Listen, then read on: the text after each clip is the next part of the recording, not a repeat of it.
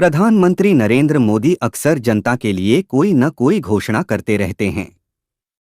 अपने कार्यकाल में एक दिन की भी छुट्टी नहीं लेने वाले पीएम मोदी ने पारदर्शिता के लिए अपनी संपत्ति और देनदारियों का ऐलान किया है। पिछले 15 महीनों में प्रधानमंत्री की चल संपत्ति में 26.26% की बढ़ोतरी हुई है। सीधे शब्दों में कहें तो पीएम की संपत्ति में 36.53 लाख रुपए का इजाफा हुआ है। पीएम मोदी अपनी कमाई का ज्यादातर हिस्सा अपने बचत खाते में जमा करते हैं। पीएम मोदी हमेशा अपने वेतन का एक हिस्सा बचत के रूप में अलग रखते रहे हैं।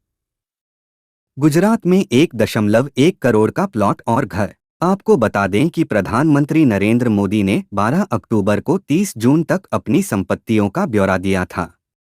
इसके तहत 15 महीने में पीएम की संपत्ति 1,39,10,260 रुपए से बढ़कर 1,75,63,618 रुपए हो गई है।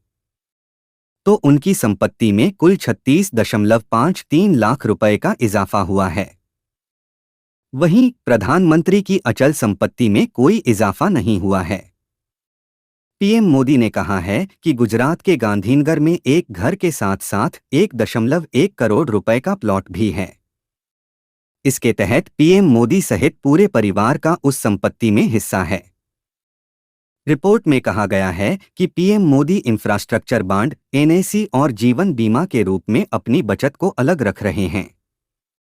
रिपोर्ट में यह भी खुलासा हुआ है कि पीएम मोदी ने पिछले एक साल में एनएससी में ज्यादा निवेश किया है।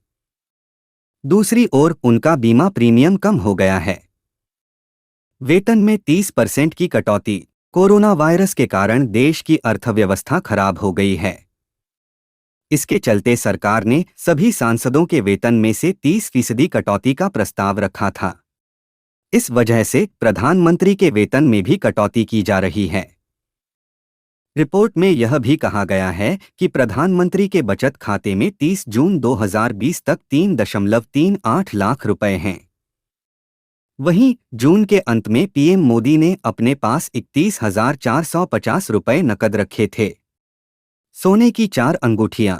फिक्स्ड डिपॉजिट की बात करें तो 30 जून 2020 तक यह रकम पिछले साल के 1,27,81,574 से बढ़कर 1,60,28,039 रुपए हो गई है।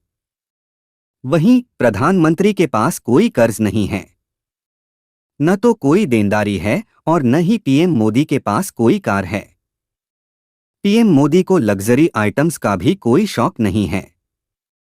जेवरात के नाम पर उनके पास सोने की 4 अंगूठियां ही हैं। इस एक साल में पीएम मोदी के पास 7,61,646 रुपए का राष्ट्रीय बचत प्रमाण पत्र था। उन्होंने जीवन बीमा प्रीमियम के रूप में 1,90,347 रुपए का भुगतान किया। पीएम मोदी के अलावा अन्य केंद्रीय मंत्रियों ने भी अपनी संपत्ति का ब्यौरा दिया है। आपको बता दें कि जनता को संपत्ति घोषित करने की यह पहल अटल बिहारी वाजपेयी की सरकार ने साल 2004 में शुरू की थी।